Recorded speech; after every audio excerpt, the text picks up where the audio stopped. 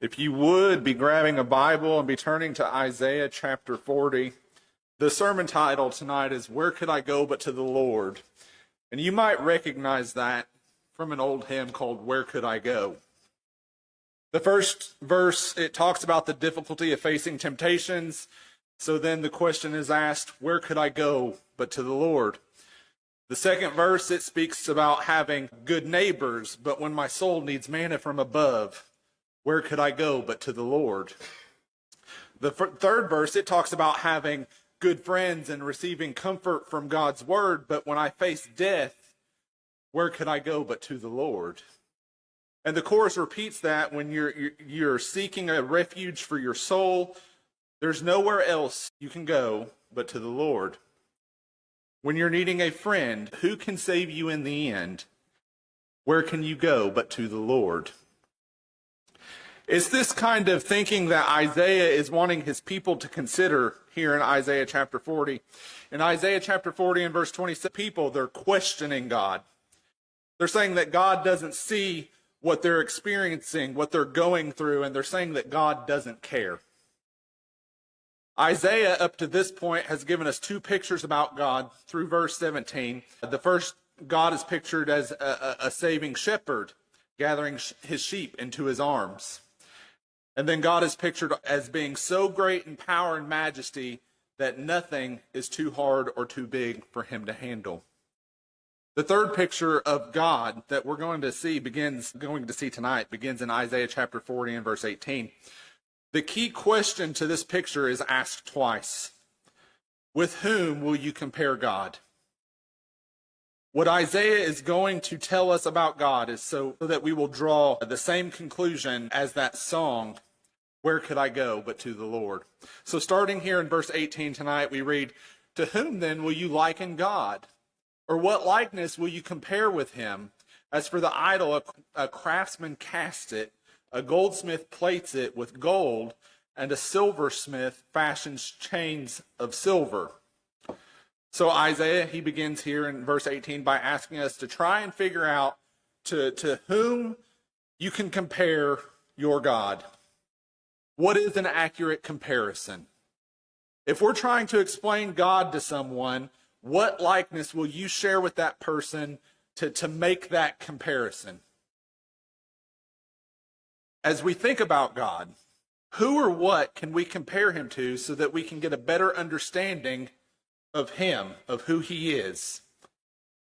And the expected answer, it's kind of a rhetorical question, is that you can't compare God to anything or anyone. There is no comparison. Any attempt, it falls short. But Isaiah, he tells us to try to make a comparison. Look at verse 19. Can we compare our God to an idol? Can we have an idol before us and see if there's some kind of comparison that we can make? The first problem with an idol is that it's made. Whatever we make, it cannot be compared to God. Even if you overlay the idol with gold or you put silver chains on it, you still made it. You are the one thing that you're trying to ascribe to it. Maybe you're able to make a contribution to this idol by choosing, wood that's not going to rot.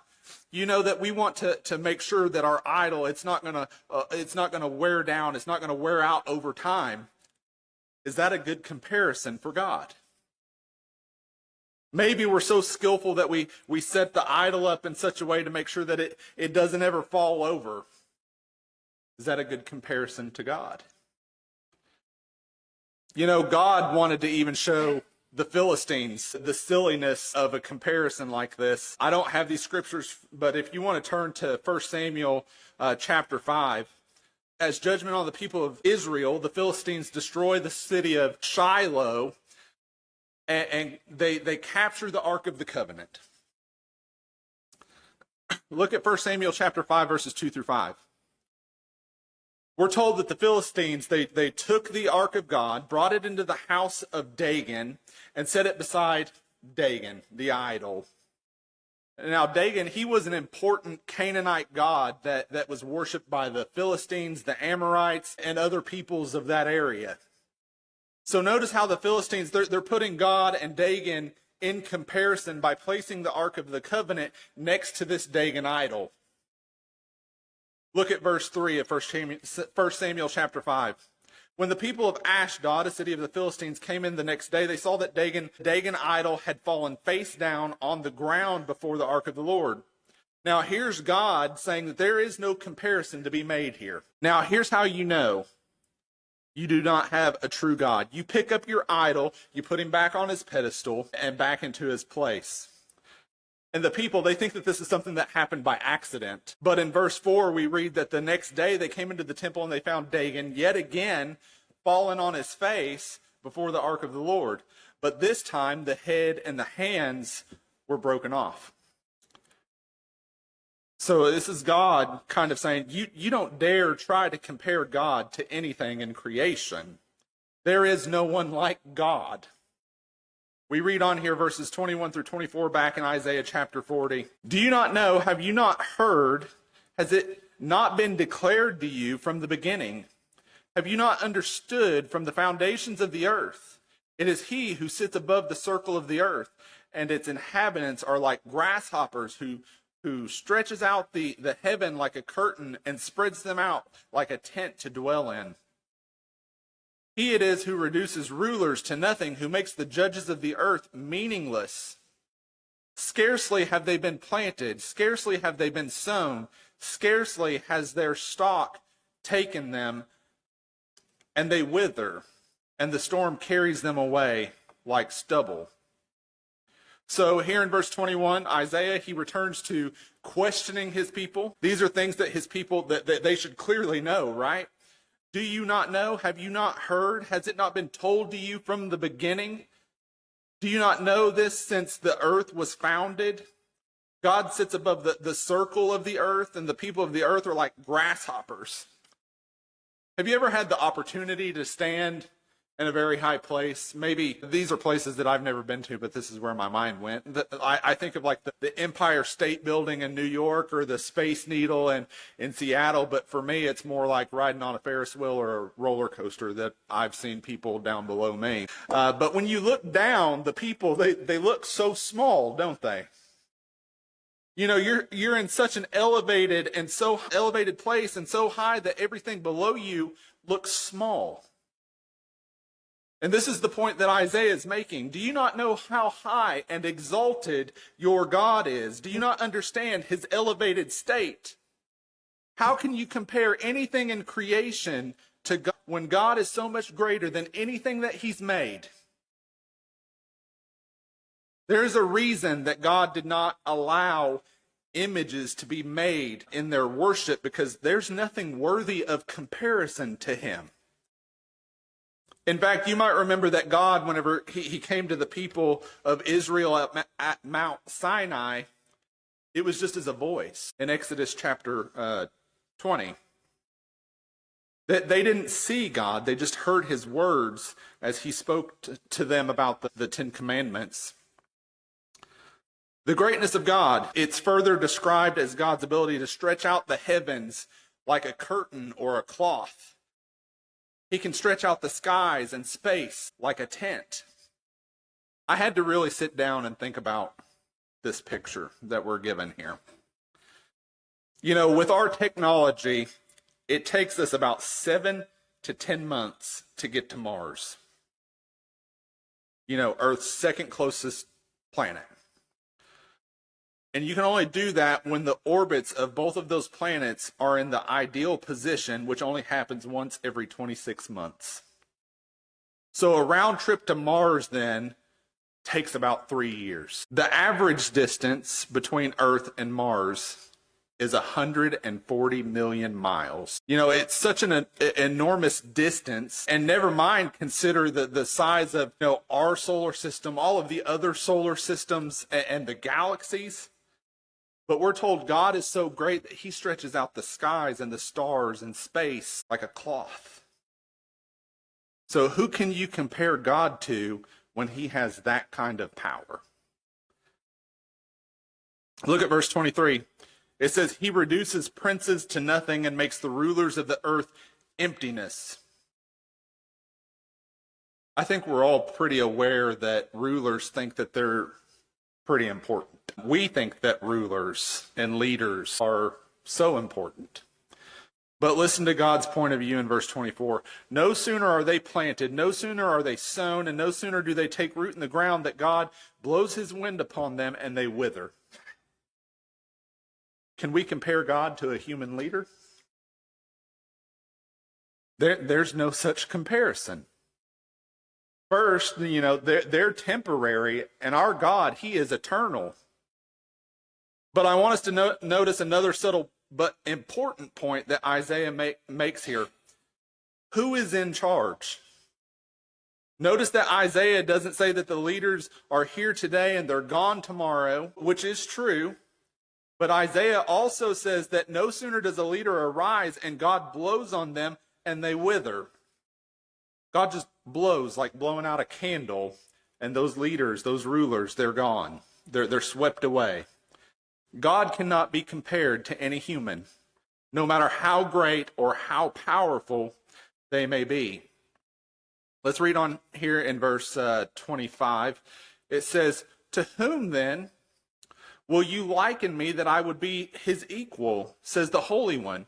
Lift up your eyes on high and see who has created these stars, the one who leads forth their host by number. He calls them all by name because of the greatness of his might and the strength of his power. Not one of them is missing." So Isaiah, he returns to the question, who will you compare God, or who is God's equal? I want us to take in one more picture that is given to us here in verse 26. Look up and see the stars. The first thing we're supposed to think about is, who made all these stars? Who created the stars? And the only answer is God. Now, I want us to listen to the immensity of God here in verse 26. God brings out the stars one by one and calls them all by name. God calls out the stars by numbers and by name. This made me stop and consider another question. Are there more stars in the universe, or are there more grains of sand? And the shocking answer is that there are innumerable more stars in the universe than there are grains of sand on the earth. So I want us to think about what God is telling us. And at the moment, there are about 100 billion observable galaxies that we can observe with the technology that we have today. Catch that number, 100 billion galaxies. Now, our galaxy, the Milky Way, has 30 billion stars in it. So if we use our galaxy as an average, then we would say that there are 3 sextillion observable stars. And that is a 3 with 21 zeros behind it. Now read verse 26 again. It says, God calls out the stars one by one and calls each one of them by name. He calls them into order. He calls them by name, one by. Now read the rest of verse 26. Not one star is missing because of his great power and his mighty strength. Not one is missing because he is strong in power. God is in full control with his great power. This picture that Isaiah gives us reminds us of what the writer of Hebrews says as he opened his book. In Hebrews chapter 1 and verse 3, we read, "And he is the radiance of his glory and the exact representation of his nature, and upholds all things by the word of his power. When he had made purification of sins, he sat down at the right hand of the majesty on high." When the writer of Hebrews says that the Son sustained all of the universe by the power of his word, he really means every aspect of creation. The whole universe is sustained and continues because God said so. We had another day today because God said so. The universe did what it did today because God said so. He upholds everything by his powerful word. God keeps track of billions times billions of stars. So what's the point? Let's look at verse 27. It says, "Why do you say, O Jacob, and assert, O Israel, my way is hidden from the Lord, and the justice due me escapes the notice of my God?" Why do you say that God does not see your troubles? Why do you say that God is unaware of what's happening to you? Why do you think that your cause is disregarded by God? What do you think your difficulties have escaped God's notice? God is not like anything else or anyone else. God does not forget. He does not lose track of things. He doesn't misplace things. He doesn't get overwhelmed by running the world. He doesn't lose track of you, nor is he somehow unaware of your circumstances. We need to see that God is like no other, so that we'll stop comparing God to ourselves. We think God doesn't care because sometimes, we don't care about things. We think God forgets because we forget. God's not like us. God doesn't think like us. God doesn't act like us. God cannot be us. Friends, God has his eyes on you and on your life, and he has not lost track of you. At the beginning of the message tonight, I turned our attention to this old hymn, Where Could I Go? This is what Isaiah wants his people to understand. Who is like God that you would go anywhere else? When we put our trust in possessions and wealth, are we not trusting in an idol? An idol that has no power, and it's something that just simply breaks down over time. But we're tempted to put God next to our stuff, and we want to trust in both. We will trust in God so long as we have our health and our wealth and our families, our careers, all of these comforts that we have, or whatever else could be deemed an idol. God cares, so why would you run away from him?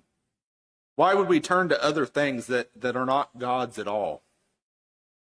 Why would we avoid the one who counts the stars and names them? Why would we leave the one who's enthroned above the earth? Who is like our God? Who loves and cares for his people the way that God does? You may be struggling with some of those questions tonight, and those struggles are tough. We don't always know how to answer the questions of, why is this going on in my life? The reason that God placed us here as a church family is so that we can be here to encourage you, to let you know that God does care for you. So if you have any worries that you want to have prayed for, you have health concerns that keep you up at night, we can pray for you. If you've not given your life over to God and that's something that you've decided that you wanted to do, the baptism water is ready back here also. Whatever need you may have, please come forward as we stand and as we sing.